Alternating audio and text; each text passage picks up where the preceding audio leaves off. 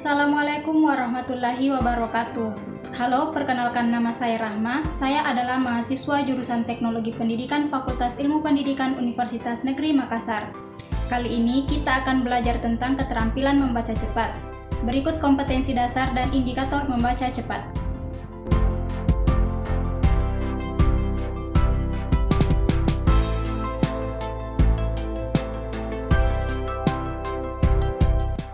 Terima kasih sebelumnya karena sudah menyaksikan video ini. Dan sebelum kita lanjut ke materi, saya mau tanya dulu nih. Sudahkah kalian membaca buku hari ini? Berapa banyak buku yang sudah kalian baca tahun ini? Mungkin ada teman-teman yang berhasil membaca puluhan buku, atau 5 buku, 3 buku, atau mungkin ada yang belum membaca buku sama sekali dalam setahun ini. Nah, inilah tantangan kita di zaman ini. Di era digital sekarang, informasi bisa diakses di mana saja. Kita mungkin masih sering membaca berita-berita online, tapi buku menjadi benda yang jarang disentuh oleh orang.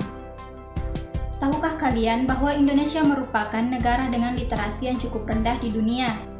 Pada tahun 2018, PISA atau Program for International Student Assessment melakukan studi tentang kemampuan membaca.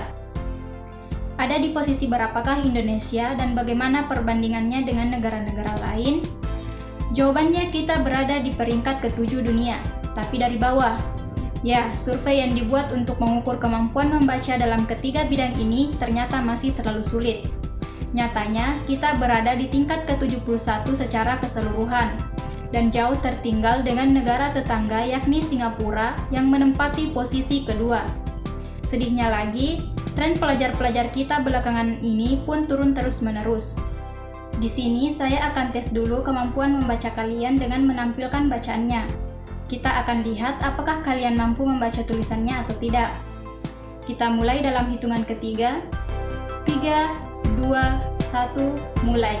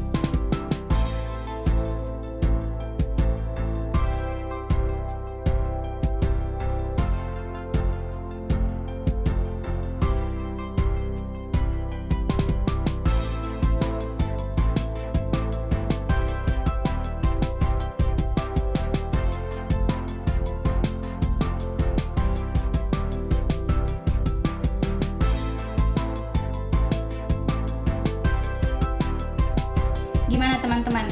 Kalau kalian mampu membaca teks tadi dengan cukup baik dan kamu bisa mengerti isi teksnya tentang apa itu artinya, kamu berhasil membaca dengan cepat. Buktinya, inilah teks yang barusan kalian baca. Cukup banyak bukan? Untuk teman-teman yang belum mampu membaca teks tadi dengan baik, jangan berkecil hati, karena di sini saya akan membantu teman-teman bagaimana sih caranya agar kita bisa membaca dengan cepat. Membaca cepat atau speed reading adalah membaca dengan mementingkan kata kunci atau hal yang penting saja, ditempuh dengan jalan melompati kata-kata atau ide-ide penjelas. Membaca cepat merupakan suatu teknik dalam membaca untuk bisa mendapatkan informasi dengan cara langsung ke masalah atau fakta yang dicari. Adapun teks yang dibaca adalah berupa teks non-sastra. Teks non-sastra adalah seperti berita, artikel, esai, laporan, dan lainnya, di mana kita dapat memperoleh sejumlah informasi, pengetahuan, dan wawasan yang bermanfaat. Dalam buku Bagaimana Peningkatan Kemampuan Membaca yang ditulis oleh Nur Handi, memberikan saran berikut untuk meningkatkan kecepatan membaca kita. Yang pertama yaitu jangan bersuara, yang kedua baca per kelompok kata, jangan kata demi kata. Yang ketiga, jangan terlalu lama membuat jeda untuk berhenti di awal kalimat. Yang keempat, jangan mengulang kalimat yang telah dibaca. Yang kelima, cari kata kunci yang menjadi gagasan utama. Yang keenam, abaikan kata-kata tugas seperti kata yang, di, dari, pada, dan sebagainya. Seperti ini contohnya. Coba baca teks ini.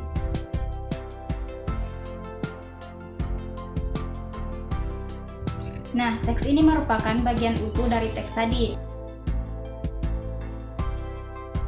Maknanya sama bukan? Coba baca juga paragraf ini.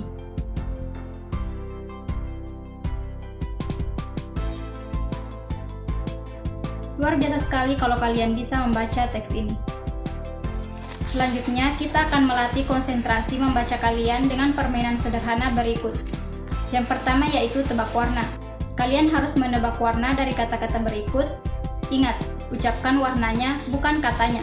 Kita mulai.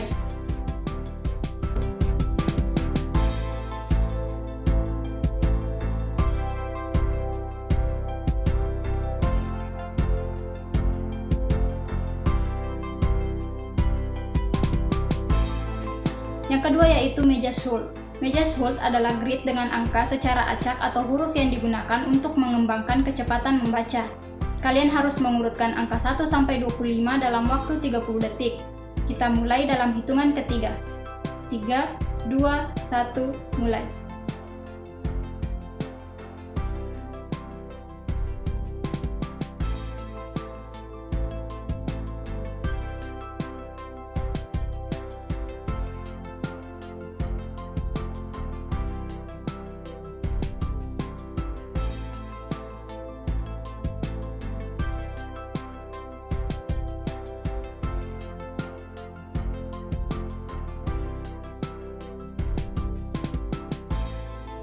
Nah, setelah latihan membaca cepat, kita juga harus tahu rumus membaca cepat untuk mengetahui kecepatan sekaligus pemahaman kita dalam membaca. Berikut rumus membaca cepat dan tabel tingkat kecepatan membaca.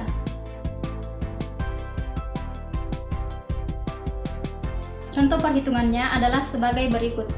Seorang guru SMA menyuruh siswanya untuk membaca sebuah teks berita dengan jumlah kata sebanyak 1000 kata. Kecepatan mulai 4 menit 10 detik.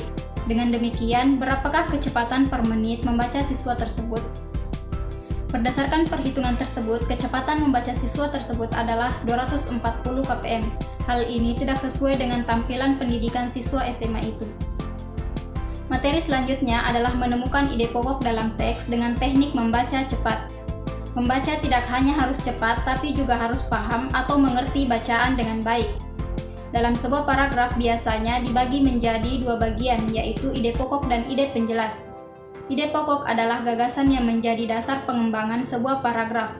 Ide pokok gugus kalimat sering disebut gagasan pokok atau gagasan utama. Ide pokok biasanya terletak pada awal paragraf dan di akhir paragraf. Sedangkan ide penjelas adalah gagasan yang menjelaskan ide pokok dan dapat pula disebut gagasan penjelas. Berikut contoh paragrafnya. Coba temukan ide pokok dalam paragraf tersebut. Ya, betul sekali. Ide pokok paragraf tersebut adalah sering bencana tersebut dijadikan sarana untuk memungut uang masyarakat. Ide tersebut terdapat dalam kalimat pertama. Kalimat-kalimat yang ada di bawahnya mengandung ide penjelas, yaitu kalimat pertama, banyak organisasi maupun kelompok orang tidak bertanggung jawab meminta sumbangan untuk korban bencana tersebut. Kalimat kedua, mereka beroperasi di atas bis kota, lampu merah, dan pinggir-pinggir jalan lainnya dengan mengatasnamakan Departemen Sosial. Selain menemukan ide pokok yang terdapat dalam teks bacaan, peserta didik juga harus mampu membuat ringkasan dan menjelaskan kembali isi bacaan seperti contoh berikut ini. Coba temukan ide pokok pada teks berikut dan simpulkan isi teks tersebut. Nah, kalimat-kalimat yang berwarna itu merupakan ide pokok dalam bacaan tersebut. Berdasarkan ide pokok itu pula, bacaan tersebut dapat diberitahu kembali sebagai berikut. Gelombang serangan penyakit flu burung atau avian influenza sungguh mengagetkan. Kali ini wabahnya bersifat sporadis, hanya di beberapa daerah saja. Meski demikian, tingkat kerugian yang diakibatkan tidak bisa dianggap kecil. Bagaimana menurut kalian tentang materi yang sudah saya sampaikan? Menarik bukan? Untuk lebih meningkatkan lagi kemampuan dan keterampilan membaca kalian, kalian bisa mengulangi dan mengikuti tips atau teknik membaca cepat seperti yang saya jelaskan tadi. Agar tidak hanya sekedar membaca saja, peserta didik juga diharapkan mampu menemukan ide pokok dalam teks dan menuliskan kembali teks tersebut agar peserta didik dapat menemukan informasi dari hasil bacaannya. Jangan lupa membaca mulai hari ini karena membaca dapat menambah pengetahuan, meningkatkan keterampilan dan pengembangan diri teman-teman. Terima kasih sudah menyaksikan video ini. Wassalamualaikum warahmatullahi wabarakatuh.